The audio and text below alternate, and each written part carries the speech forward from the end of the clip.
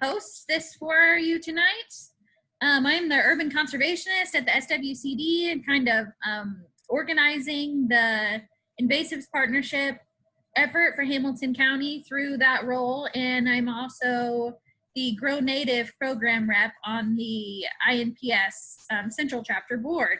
So really happy to bring all those organizations together and welcome tonight Kristy Stultz, who is the East Central Indiana Nursery Inspector and Compliance Officer with the Indiana Department of Natural Resources and the Division of Entomology and Plant Pathology.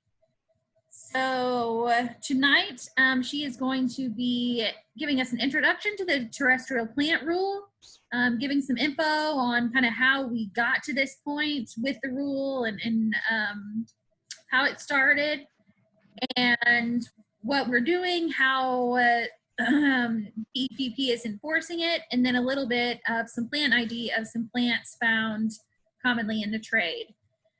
So if you have any questions, everyone's going to be on mute the whole time, but if you have any questions, you can drop them into the chat box, either to the whole webinar group or to me directly, and I will relay those to Kristy whenever we have a little question break in the middle before we transition to the ID portion. And I'm also recording this webinar, so we are able to make it available after if you want to refer back to anything or view it again, or share it with someone who wasn't able to join us tonight. So with that, I'm gonna hand it over to Kristy and let her take it right away. Thank you so very much, Claire. I appreciate that so very much. I turned my camera on just for a minute so people can put a name with the face. I'm Kristy Stultz. I am the East Central Indiana Nursery Inspector and Compliance Officer. I cover from Hamilton County up to Howard County, kind of eastward all the way to Ohio line. So if you're in that area, I would be the person who would probably most likely contact. With that, I'm going to turn my camera off so that we can just concentrate just on the presentation. And there we go. So tonight, a little overview of what I want to talk about tonight is we're going to go over and give a definition to what is an invasive species. It's really important that we have our terminology the same so that when we're talking this to each other and to others, we're all on exactly the same page. We're going to talk about why we should care about invasive species. I'm going to do just a little brief history of invasive species and kind of how we got to this rule that we have now. I'm going to talk about what's on the list and how it got onto the list, what we as a division have done and are currently doing, and talk a little bit about updates to the invasive species list. And then if we've got some time, if people are interested, we talk about how to recognize a few of the species that are found in trade, some that should not be found in trade in Indiana, but that technically are still for sale in a lot of other states. So what does it mean the word invasive actually means? So there was an executive order in 1977 that initially defined invasive species and what invasive species is. And hopefully everybody can just see just my PowerPoint, not all the other stuff I'm seeing. So it defined invasive species, and then in 2016, there was another executive order that kind of updated the definition and fine-tuned a few things. But the basic idea is still the same. To be an invasive species, it has to be non-native. It has to be alien to the ecosystem that you're considering, and the introduction of that organism is likely to cause some kind of harm. It is causing harm because it has been introduced, or it is likely to cause some kind of harm, either economic or environmental or harm to human health. This is a nice little graphic that I really kind of like because there's lots of things here that are not native to the Midwest. Indiana's state flower, for example, not technically native to the Midwest. Boxwoods, even though they're extremely popular, not native to the Midwest, but they don't necessarily cause a lot of harm. There are plants like poison ivy that do cause harm to human health. Most people I know are highly allergic to poison ivy and get a nice little rash every time they get near it. But again, it's not invasive because this is its natural native habitat. And then we get this overlap where things like reed canary grass lay, Callery pear, purple loosestrife, all the bush honeysuckles, they're not native and they cause harm. So that's really important to remember. An invasive species is not native and causes harm. So why should we care about invasive species? They do an awful lot of damage. They limit the use of our land. They inhibit what we want to do with that land. They inhibit natural ability to hunt and fish. They disrupt what animals can live in certain areas. Habitat loss is a major issue and reason for decline of a lot of different species, not just plant species, but insect species and a lot of animal species. And that habitat, a lot of that habitat loss is not just from man turning it into a concrete jungle, but also just by the invasion of invasive species, so that degrades that natural area, so that other species aren't able to utilize it anymore. A lot of species actually will change soil chemistry. They can change the hydrology of water resources in the area. They outcompete native species, native plant species, because there's nothing that naturally predates on them. And they can proliferate immensely and very quickly. It's estimated that roughly $137 billion a year in the United States is spent combating invasive species. And this is not just plant species, this is all invasive species. And I found a figure that estimated about 6% globally, 6% of the world's GNP is spent on fighting invasive species. They're a problem, not just here in the United States or in North America, but all over the world. So a little brief history. I mentioned the executive order in 1977. It kind of put a definition. It created what exotic species was and gave this idea that we should try and protect the natural environment to prevent the introduction of exotic species. In 1999, there was another executive order that defined what an invasive species was. It actually established the National Invasive Species Council, and then that was also updated and expanded in the 2016 executive order that refined a little bit of the definitions and expanded upon that idea. In Indiana, it was 2007 when the Indiana General Assembly directed the Natural Resources Study Committee to kind of investigate invasive species in Indiana. That committee created a task force. From that task force eventually led to former Governor Mitch Daniels creating the Indiana Invasive Species Council. The Invasive Species Council was signed into law on August 13th of 2009. It consists of a lot of different representatives from industries, horticultural and landscape industries, as well as university professors. There are DNR representatives, DOT's got representatives. The current list of members can always be found on the Indiana Invasive Species website. I've got the website right there, but if you type in Indiana Invasive Species Council, it will take you to their website. And this is a picture I actually stole right from the website of former Governor Daniels signing the law that created the Invasive Species Council. This is the current members. I didn't know if anybody would be interested in it, but just to throw a list up there, this is the current member list of people who are on the Indiana Invasive Species Council, including my division director, the state entomologist, Megan Abraham. So after we had the council, they created a mission statement, and their mission statement is to since they were established by state legislature, they're to enhance the ability of government agencies to detect, prevent, monitor, manage new and long-established invasions of invasive species, as well as create public awareness. It's really important to note that the Invasive Species Council is concerned with all invasive species, not just plants. Some of the things they do, again, this is all from the website that you can look up, but I will point out specifically, they recommend project priorities, funding, rules, and laws. So after we had the creation of the Indiana Invasive Species Council, they created an Invasive Plant Advisory Committee. IPAC cares and works on nothing but invasive plants. And they do all these projects to support the overall mission of the Invasive Species Council.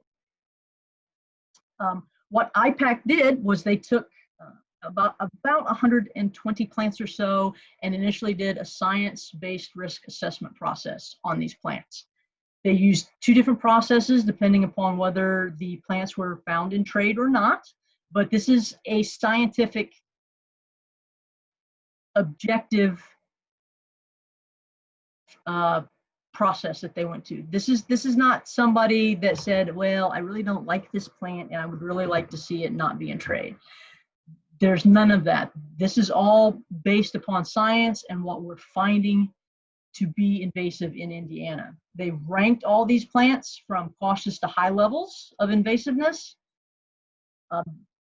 Economic analysis was done on the plants that specifically were rated as high because it was from that list of high plants, plants that were rated as high level invasiveness that they wanted to pull from the rule for the rule. So that means that there's a lot of information that has to go into a report yet, and an economic analysis has to be done, not only on what's in trade, but also environmental costs to the invasiveness and things like that. I do want to note that anytime any division within the DNR wants to create a rule or change a rule or get rid of a rule, it has to go through the Natural Resource Commission. The NRC is an autonomous board. It includes the DNR director, the head of IDEM, Office of Tourism. Everybody that's on that board is listed here. They meet, I believe it's bi-monthly. And again, anything that DNR wants to do to change rules has to go through them. So again, this is not an arbitrary process. This has been years and years in the making. So from that, this is an old screenshot. This has been updated, which we'll talk a little bit about later, but this is an old screenshot of some initial plants that they had rated. They had gone through the process and what were rated high, and at that time, they had no current legal status in Indiana. But as you can see, this is from some time ago. But we took those lists, we took these species, and we did some economic analysis and created reports. And from that overall list that was rated from cautious to high, we looked at the high, we did all of that extra work, and then it was put forth to the NRC, and that is how we came to 312 Indiana Administrative Code 18-3-25, which was signed in April of 2019. And then it went into full effect April 18th of this year. And basically it went into effect in two stages. It gives industry time to understand what is happening, what's going to happen, and gives us all a little bit of time for gearing up for enforcement as well. The terrestrial plant rule has 44 different species of plants that are found to be highly invasive in Indiana. It's only 44 that are listed. And this rule makes it illegal to sell, gift, barter, exchange, distribute, transport, or introduce these plants into Indiana. Basically, if you have it, you shouldn't do much of anything with it except for get rid of it. So this is the 44 plants that are on the list. There's only, initially when they put forth, there were 46 plants that were rated as high. And of those, only about half, maybe 20, 22 were found actually in trade. Some of the bigger ones that were found in trade, Japanese barberry, you still find crown vetch from time to time, wintercreeper, common buckthorn. Some of the others you didn't find in trade a lot. So these are kind of the big ones that we're concerned about. I can leave this screen up for a minute, but basically it's pretty easy to find this list of 44 plants now. And I'm actually going to go through something here in just a little bit, show you a little guide to the rule that you can easily get online and download for yourself and always have that list with you. So what is DNR doing? So we have this little bit of really brief history of how we came to be and have this rule in effect. So before April 18th of this year, Division of Entomology and Plant Pathology, which is the division entrusted with enforcing this rule, we sent out letters last year with every dealer and grower license renewal form, letting them know, hey, this rule is coming into effect. As of this date, it's going to be illegal to sell anything on this list. We worked with growers as we do inspections. Did inspections last year. We worked with them, let them know what was on the list, what wasn't on the list. We've also spent a lot of the winter communicating with representatives from various out-of-state suppliers. There are some really large wholesalers that send material all over the country, and we have reached out and spoken with them to let them know what was going on. Doesn't mean that we reached everybody that we wanted to reach or could reach, but we have been out there trying to make people aware of this rule. We've also tried and use social media as well. We've got DNR has a Facebook account that is very helpful, that puts out a lot of information out there for us. DEPP actually has, we have our own Twitter account and Instagram account where we're always talking about invasive species and kind of what's going on and what we as a division are doing, trying to reach as many people as possible, get the word out there as much as possible. We understand that this year is going to be a year of education. We did not expect that April 18th was going to roll around and that we would suddenly not see any of these 44 species that made the terrestrial plant rule anywhere in the state. We understand that it's still out there, and we are currently doing our inspections, and to the best of our ability, we're doing our inspections while also remembering this is a different and difficult year for a lot of people. So as we are going out and doing inspections, we are doing them to the best of our ability while keeping ourselves and our families, and of course those we serve, safe. So that may mean that we're not able to get to as many places as quickly as we would like, but please know that we are doing inspections and that we are out there working, and you can definitely contact us with anything that you find. If you find something that should not be for sale, or you don't believe it should be for sale and you want to contact us, you can absolutely find any inspector on this list. These are our different territories. This is me right here. You can find anybody and contact them and say, I'm so-and-so, I live here, and I was at place X and I think I found plant Y.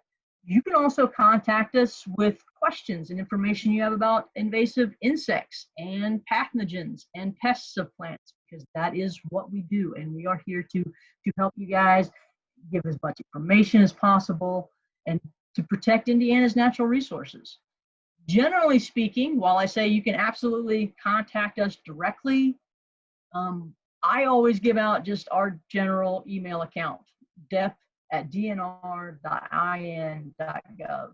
It's pretty easy to remember. It's DEPP, Division of Entomology and Plant Pathology, in.gov. It's really simple. It goes to an email that is monitored regularly by my division director, as well as a couple of us will occasionally check in, and that information gets filtered out to us. It's just really simple and easy to remember. You can also call the No Exotic hotline And anytime you need information or want updated on what we're doing in the division, you can also hit our website, and that's an easy address to get to without doing an awful lot of internet searching. Our contact information is readily available on the website. So again, if you want to contact any inspector directly, don't hesitate to, but this sometimes is just a little easier method to remember, and you don't have to search for things so much. So the big question is, we go out and we do an inspection and we find Wintercreeper Euonymus fortunii for sale somewhere. What do we do? And it's really quite simple. What we do is we issue a notice of stop sale. We count the plants, and they are ordered for immediate destruction. They are not returned to a vendor. They are not to be sold. They are not to be given away. They are to be immediately destroyed. And oftentimes, if it's at all feasible, we witness that destruction. We make sure that they get in the dumpster like they're supposed to. The other thing that everybody always wants to talk about, the new terrestrial plant rule, is what got left off. There were initially 46 plants that were rated high, and only 44 made the list. Norway maple and Callery pear were the two infamous species that got left off the list. And the reason they got left off the list was basically that it would be too much of a hardship and burden for the industry to remove them at this time. That does not mean that they may not be removed in the future. That's yet to be seen, but it just means that they weren't included right now. DNR does not recommend the planting of either species. And I would also note that just because you can buy something doesn't mean you should buy something. So the power of the dollar, if people don't buy it, it won't be offered. And that in and of itself will probably remove things like Callery pear and Norway maple from the industry. Is when people stop buying them, they're not going to produce them. They're not going to put them in the ground. They're not going to invest in them because they can't sell them. So the guide to the rule, the Indiana Invasive Species Council put up a great guide to the rule that we're going to go over right now. I put the address up there. But again, if you go to the Invasive Species Council's website, they've got a lot of great information and you can find it easily. But so this is basically a guide. It's a single page, front and back. It's got the list of all of the species that are currently illegal to sell in Indiana, as well as some general information about the rule, some frequently asked questions. Kind of go over this a little bit. So when the rule was, again, about us, why is the rule necessary? So we talked about the impacts of invasive species and what they are. We talked about how we determined what species were going to be on that list.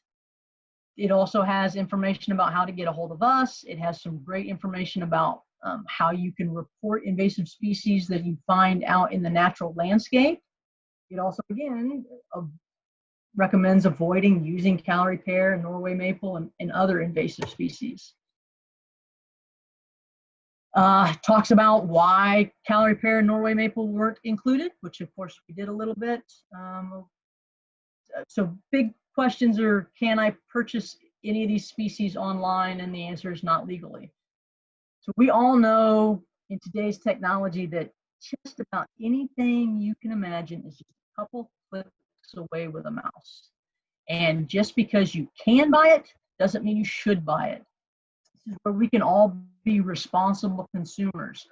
Personally speaking, when I'm out looking for new plant material, if they don't have a scientific name on the tag, especially if it's something I'm unfamiliar with, they don't have a scientific name on the tag, I don't buy the plant.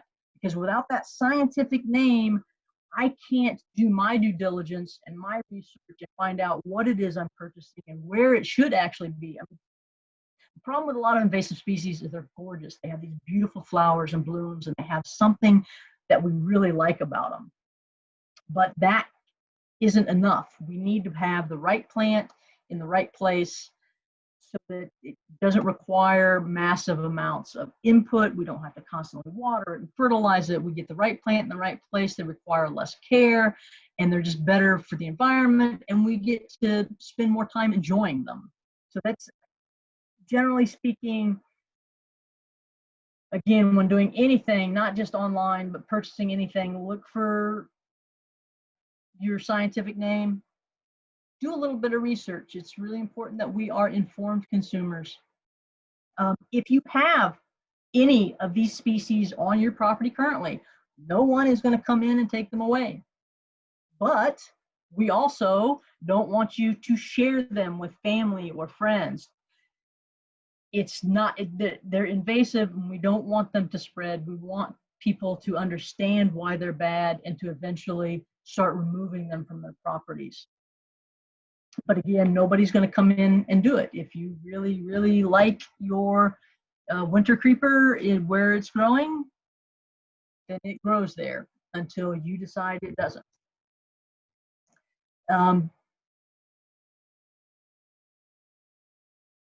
When thinking about transporting, exchanging, sharing, all of those things, again, you can't legally do with these species. So you're not taking it to somebody else's property. If you purchase something on April 16th that is now illegal, and you didn't realize it was on the terrestrial plant rule and you didn't plant it, you can't take it back and exchange it from the store. None of that sort of thing is allowed. If we find people violating the rule, technically, the Division of Entomology and Plant Pathology does have the authority to issue fines. That happens all further up the food chain than the inspectors. What we do is we note violations. We issue notices of stop sale, and that's as far as our involvement in it is. So it's not like somebody is going to roll up and say, oh, you can't have that, here's a fine. But especially when dealing with the industry, that is a means of enforcement. Other species added to the rule, again, the Indiana Invasive Species Council, the IPAC, the advisory committee, just went through and reevaluated a lot of the species on the list. So it is possible, now that we have the rule in place, for things to be added, but it will have to go through that process, just like in creating the rule. You have to have the analysis done on the plant. It has to be considered highly invasive, and then you have to do economic analysis of the species, and it has to be vetted by a number of other committees before it becomes rule. I will note here a couple, and I'm going to have these links also at the end of my presentation. If you're really truly interested in invasive species and need some information on how to identify, or just you're a woodlot manager, or you've got some natural areas that you're managing, these are two great places to get an awesome amount of information and resources. When you're looking for things to plant, a lot of people will come to me and say, yeah, so you said I can't plant this. Well, what am I supposed to do in place of it? The Indiana Native Plant Society is an awesome place to look for recommendations. Native plants are a fantastic alternative because they're accustomed to our climate, they're accustomed to our soils, they will require less water, they'll require less maintenance, and our native fauna will appreciate having those things available that they're accustomed to eating and enjoying and that they need for habitat.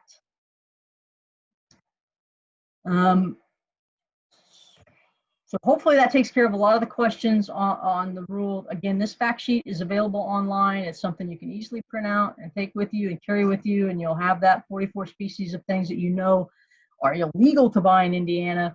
But just because it's not on the list also doesn't mean that you should be planting it. That's, again, part of doing a little research and doing our due diligence as informed consumers.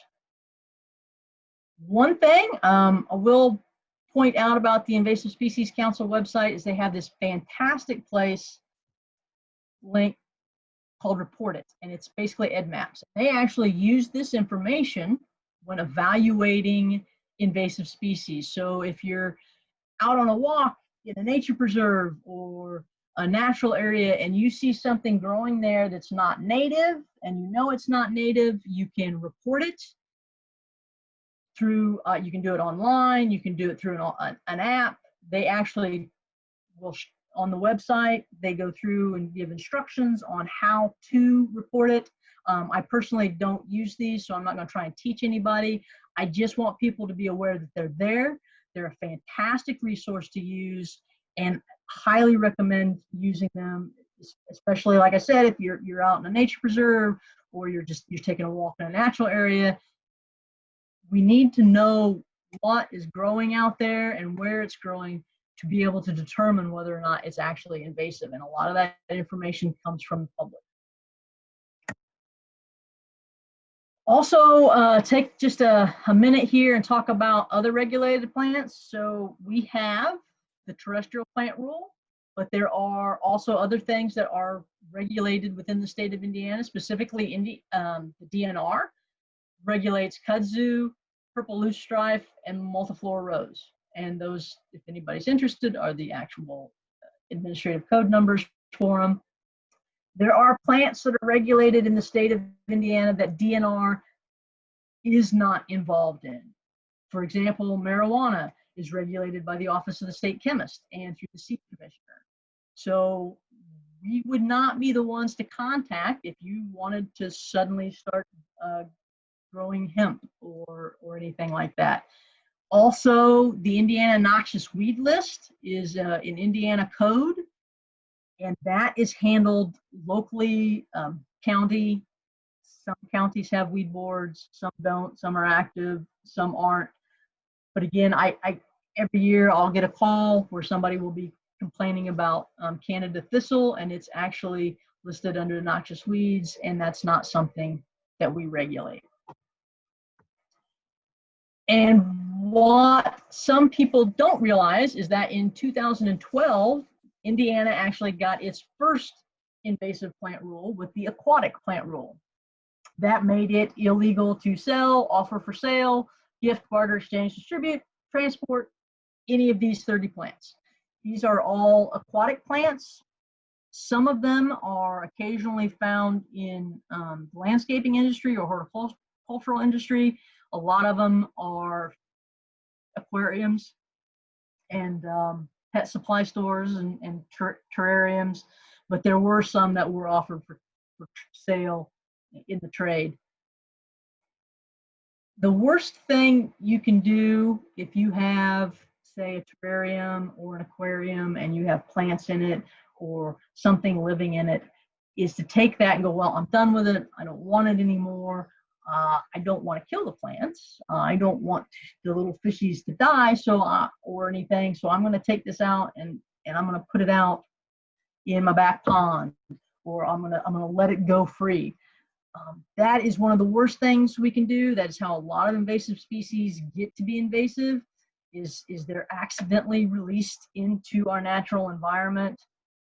Always know what you have, and if it's not native, don't let it out. I do want to note that initially the aquatic plant rule had 28 species on it in 2012, and I think it was just last year we had 2 plants added to it, the water soldier and the starry stonewort. So again, once we have these rules in place, and as we learn that there are new and emerging invasive species coming in, we can add to these lists to protect Indiana's natural resources. Updates to the list. So we had the initial 120 plants or so that got the initial treatment. They went through and found out what was invasive and what wasn't, and they were all rated. And then just recently, IPAC reevaluated that list. And some species have changed from moderate to high level invasiveness. I'm I have a list on the next slide of what actually changed. But again, this is not an arbitrary thing. They actually went through and did the evaluations on everything. I think we'll go ahead and we'll just go, if my internet's working quite well. So this is the Indiana Invasive Species Council website. This is what it looks like today. They've got some nice definitions for you. They talk about the executive orders that created these definitions and created the directive for us to go out and be concerned about invasives and deal with invasives. And here is the list that was last updated here the 17th of April. How the list was developed. Again, it's a scientific, rigorous process that they go through. You can look by name, you can sort it by Latin name, you can sort it by legal status, you can search by invasive species, by rank. And as you can see, we have a number of species here now that are ranked high that are not currently regulated in the state of Indiana. Also, I want to note, this is a completely transparent process. So like burning bush, you can click on that. It's got a little link and you can see the assessment. Anything that scores over an 80 is considered highly invasive. If you're really that interested in the whole process, that information and data is there to be found and looked at for all the species. I don't know if this is the complete list, but this is quite a good list of the things that have now been evaluated as high. And so again, to determine whether or not they should be added to the terrestrial plant rule, they will go through, now that they have had the assessment done, we have to do an economic analysis, and there's a lot, they have to go through the same process that the plants that originally make up the list have to go through. So it's not like anything is going to be added tomorrow, but as we can see, we've got some emerging invasive species here on the list that maybe people didn't realize were invasive. Burning bush is a big problem. Moneywort is a personal thorn in my side. I've got, I'm blessed with about 20 acres of woodlot, and a lot of it is wetlands. And unfortunately, I didn't plant it, I didn't want it, but I have an awful lot of moneywort that is just coming in and carpeting the area and making it impossible for a lot of native species to grow. So it'll be interesting to see what happens in the coming years, but there are lots of newly invasive species, lots of things on the horizon. Reiterate again, it's really important that we do a little bit of research before we just go, this is gorgeous, I love it, I want it. Maybe we need to be really careful about where we plant it, how we plant it, so that it doesn't escape into our natural environment and start wreaking havoc. So this is where I kind of want to take a little bit of a break. I went through kind of a lot of stuff and I just skimmed the very surface of everything. So I want to take a second, answer any questions anybody has, make sure that everybody was clear on anything I said. So I think now's a great time to kind of stop and answer anybody's questions. Yeah, Kristy, I saw a lot of them got answered, I think, either in the chat or by things you said in follow-up. Maybe if we could just touch on again the process to add Norway Maple and Calorie Pear. Where exactly is that currently? So that is a question I actually won't be able to answer. My supervisor would know more about that. But again, it's all about economic analysis, and we have this rule, and at some point in time, more species will be put up to be added to the list, and it will have to go through the same process. So if Norway Maple and Calorie Pear get recommended to be back on the list, we still have to have that economic impact statement, and all the other things, and it still has to go through the Natural Resources Commission to determine whether or not it'll be on the list. And I wish I could give a lot more detail about that, about where things are in the process. But that is something that happens way further up the chain than me. And right now, what we're really trying to concentrate on is enforcing this 44. We've got this rule in place. We want to work with it. We want people to be aware of it. And we know that changes are going to be made. We know that plants are going to be eventually added. But it does take time. It is government and it is rulemaking, and nothing will happen overnight. Okay, do you know by chance how many wholesale nurseries in Indiana are currently growing calorie pear and Norway maple? I do not have that specific number. So a lot of times when we do this economic analysis, the part that DEPP has is we work with growers. We find out what do you got, what are you growing, how much is it. We ask them to provide us with information as well. I wish I could say that fewer and fewer and fewer are growing them, but I do inspections where I still come across Norway and calorie pear. I do not see it as much as I used to, but it is still out there. But I couldn't give you a statewide number.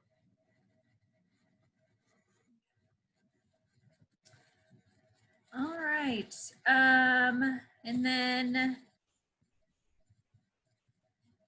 okay, I'm gonna touch a little bit on SISMAs later, but do you have any suggestions on how people like us can advocate for a more comprehensive list of invasives, or any other kind of suggestions for education? So become involved and be active, right? Your local SISMAs. I should have put something in here about local SISMAs.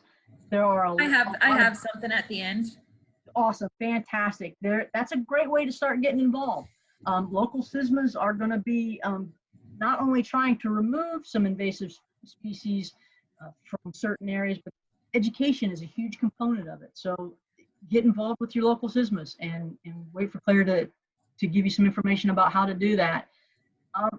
Educate yourself. Educate your neighbors, educate your family in the most loving way you possibly can. Nobody likes to be told, that's bad, don't do it. We have to slowly help people realize, come to our point of view and realize that invasive species are bad, right? Do you like hunting? Well, did you know that garlic mustard is detrimental to deer hunting because it will come in, take over an area, and then the deer no longer have what they're accustomed to eating, and they don't eat garlic mustard, and so they'll find new patterns of movement, and they will go to new areas, and they will find food that they can. Educating ourselves and just talking to people and being honest with them, but again, you don't want to be an angry person about it. We want to do this in a loving way where people will hopefully slowly come to our way of thinking and understand that invasive species are they're detrimental to Indiana's natural resources, and that makes it detrimental to us as individuals and as communities. Awesome. Yeah. Okay. I think that, I believe, is all the questions in the chat. If you want to keep going, Kristy. Fantastic. So I have no clue whatsoever what time it is or how much time you really wanted to allot. If we need to move through, I can move through this pretty quick. Wintercreeper is on the list, and again, Euonymus fortunii. This is again where I'm going to reiterate things about scientific names. Common names are common to certain areas, and you may see something tagged as Wintercreeper in a nursery. That doesn't mean it's necessarily Euonymus fortunii. There's a Euonymus japonica, I think it is, that will sometimes be commonly called a Wintercreeper, but it's not the same species. While they're similar, they're not the same species, and therefore that other one is not regulated. So having scientific names is really important when talking about anything.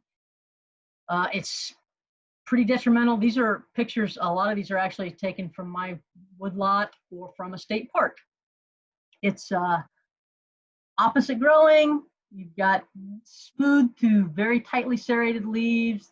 Got the really nice vein that you can see in the middle. There are a lot of different cultivars and varieties. All cultivars and varieties of Fortunii are illegal to sell in Indiana, whether it's variegated or whatever. They have one that's almost yellow. If it is this species, regardless of the cultivar or variety, it's illegal to sell now. And it can be pretty detrimental, especially you start seeing it climb up trees and things.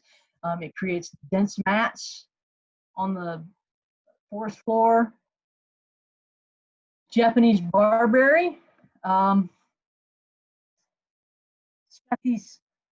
leaves are kind of in whorls here at the ends, and you can see that at each node here, there's a nice little thorn. That's a real good key character to determine if it's Japanese barberry.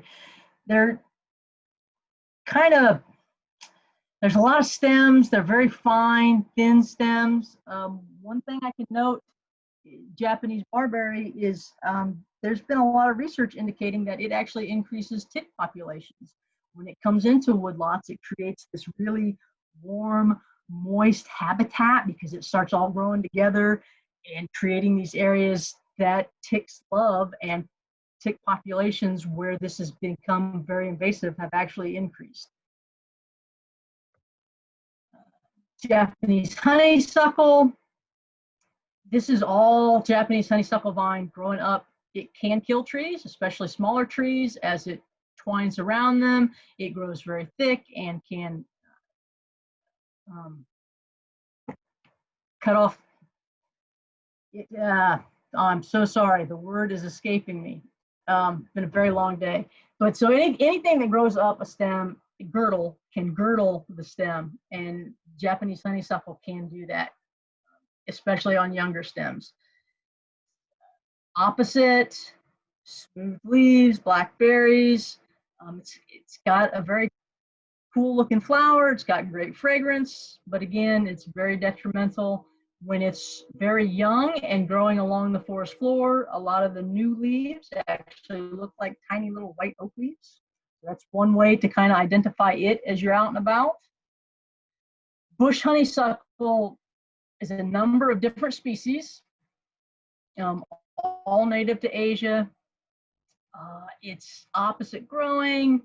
It's one of the first things to green up in the spring, one of the last things to go dormant in the fall. Creates just these areas where nothing, absolutely nothing can grow. This is all honeysuckle, and it is shaded out the forest floor to the point where absolutely nothing else will grow into it.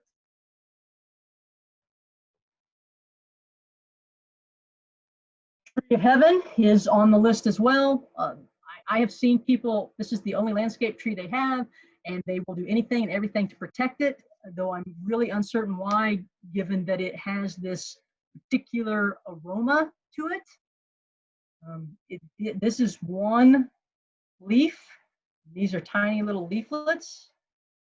A lot of times people will mistake it for walnut, or will think walnut is it, but when you crush the leaves, it has a very distinct aroma. Obviously, it doesn't produce nuts. You have these little glands on the bottoms of each leaflet. One to note about this particular invasive species, it is actually a host to another invasive species that we're concerned about. Spotted lanternfly is a plant hopper that was recently discovered in Pennsylvania, and it loves Tree of Heaven. So another reason to get rid of Tree of Heaven is because it will help control other invasive species. Oriental bittersweet, telling the difference between the native and the non-native, I found this to be a beautiful document.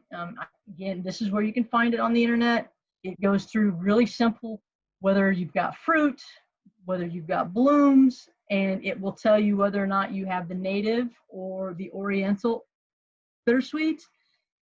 We'll note that unfortunately the two crossbreed, so we may lose some of that genetic diversity in our native bittersweet because of the oriental. Dame's Rocket is on the list. It's in bloom right now, and a lot of people look at it and go, "Oh, look, the phlox, and it's so pretty." It's not phlox. It has just 4 petals. Phlox has 5. So all the purple and white blooming plants that we have right now with nice thick stems, nice lanceolate leaves, serrated edges, that's all Dame's Rocket, and it can be pretty overwhelming in some areas. Crown vetch is also on the list. You see this, it was actually planted largely in areas for erosion control. So you'll see this out in a lot of different areas. It's in the pea family. It's a perennial that spreads through rhizomes, making it extremely difficult to control if you do have it. But again, it has this cool flower structure, but cool and neat doesn't necessarily make it great for planting. Calorie pear, I think most people probably can identify calorie pear from a mile away, especially in the spring when it's the first thing to flower. But the flowers do have 5 petals. It's got that structure of leaves all kind of clumped together at the end of stems. Norway maple can be a little more difficult for people to tell from the native sugar maple. These are all leaves off the same tree, and it's Norway maple, and you can see where some of them are kind of deeply veined here at the bottom, and some of them not so much. If you have the seed for Norway maple, it's very difficult to tell the difference because the Norway maple, the seed is very flat, almost flat, but it's not very curved, whereas the native samaras, the samaras from the native sugar maple are very tightly bead. The easiest way for me personally to tell the difference, there are some minor differences in the leaves as well, but especially if you're not a botanist, sometimes it can be a little difficult to tell. The easiest way to tell is if you've got leaves and you pull off one of those leaves, and right there at the base, if it has milky sap, it's a Norway maple. If it has clear sap, it's a sugar maple. And that to me is the clearest and easiest way. I don't need seeds. I don't need to look too much at the tips of the leaves and how pointed they are. If you've got milky sap, you've got a Norway. Some things that were recently categorized as emerging are recently moved to the highly invasive list. Burning bush, it's opposite single smooth leaves. A lot of people really love it because of this brilliant red color in the fall. This is not a planting. This is along an interstate. This was not put there on purpose. This is where it escaped to. And I've talked to a lot of people that say, well, in my yard, it's very well behaved. It's just a single shrub. I don't know what everybody's all up in arms about. And that's because in the landscape, that's a controlled environment. You're manicuring that, you're mowing down things, and you don't see where all these little seed pods go that the birds eat every year. It's pretty easy to identify by these nice big corky wings. There are a few native, this winged elm is a tree that has this nice corky bark, but if it's a shrub and you see this, it's pretty it's a good factor to say that is a burning bush that way.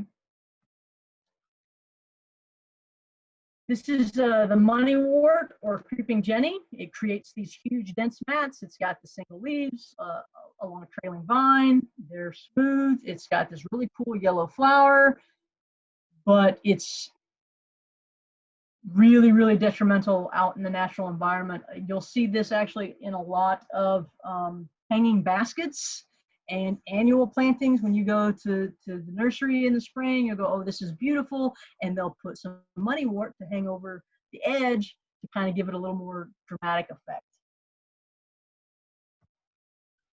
Lesser Celandine was also recently categorized as highly invasive.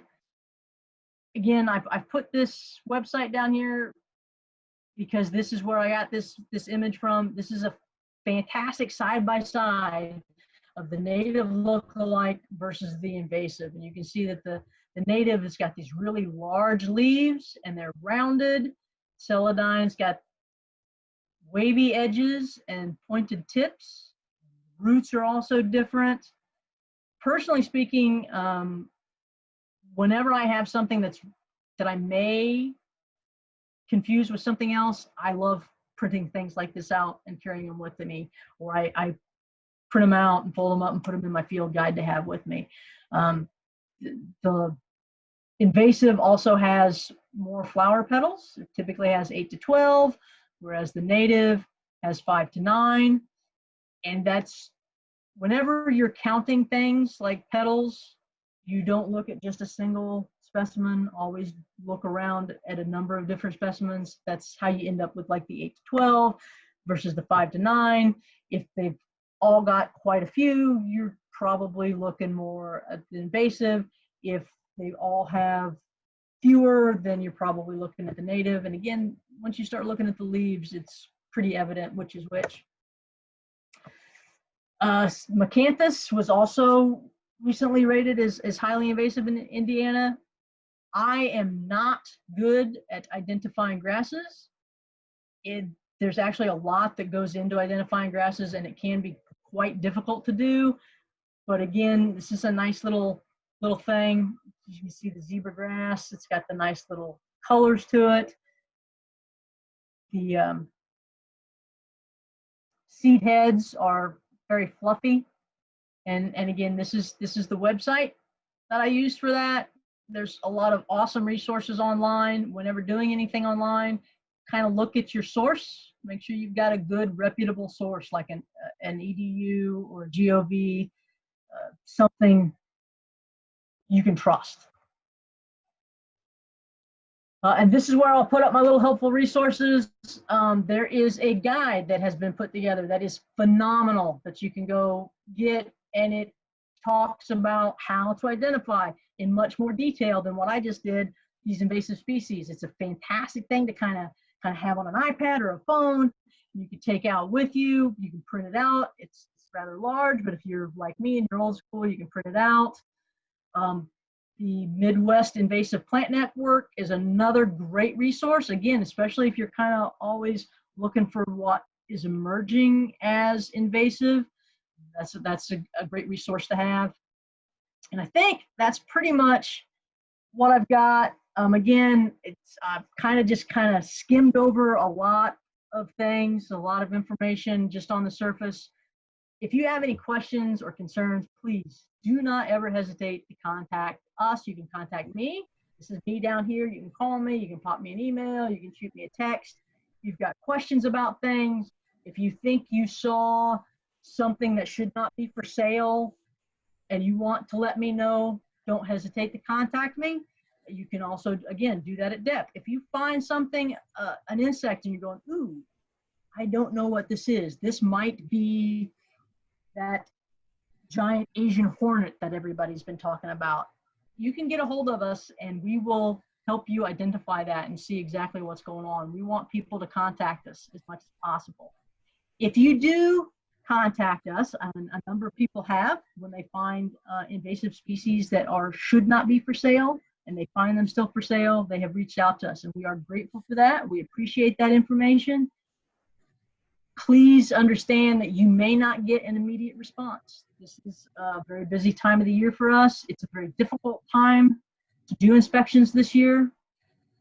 So please don't be offended if you don't get an immediate response, but know that your message has been received, you are interested in it, and if you are reporting things that are for sale that should not, we will get to it as quickly as we can.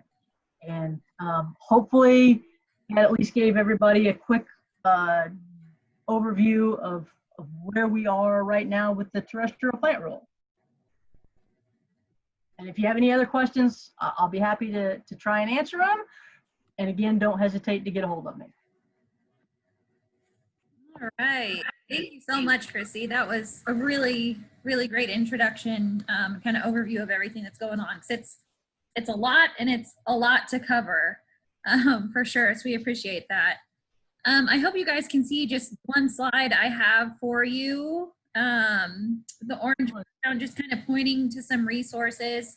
The Indiana Native Plant Society, just kind of, you know, one of our hosts tonight, their website there. It's a great, great resource for all things native plants, tools to find where to buy native plants and different pallets and things like that, where you can learn more about natives. I'm trying to get back to the chat too. And also, I wanted to point you to kind of an offshoot of the Native Plant Society's Grow Indiana Natives, where you can find listings of plant retailers who sell natives, designers who design with natives, and even there's a program where you can register your own native plant garden and get a really cool sign after you're approved.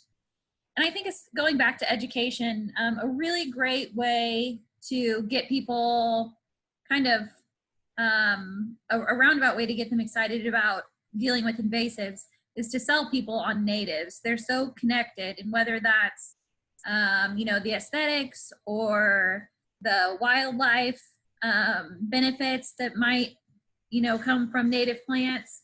If you can sell someone on native plants, then you can definitely get them to work on invasive plants because they are such a huge threat. I also wanted to just point you to the Hamilton County Invasives Partnership website, hcinvasives.org. It's probably where you went to register for this webinar, and that is our Hamilton County SISMA, Cooperative Invasive Species Management Area, which I've got just below that. These are cooperative or collaborative groups that are starting in counties all over the state to try to address invasive species with local resources and local action. So if you're in Hamilton County, we would love to have you join us. We've got email resources, but also we've been meeting online each month and have a lot of great action starting in our committees for education and also for technical. And you do not have to be an expert on invasive species to be a part of a SISMA. You just have to care. And it's a great way to actually learn a lot if you want to learn more. So if you're in Hamilton County, please visit the website and sign up to get on the mailing list or join us. If you're not in Hamilton County, there's a really good chance that there's a SISMA starting up in your area. So you can go to sicm.info/SISMAs, and all of them are listed there, so you can find yours.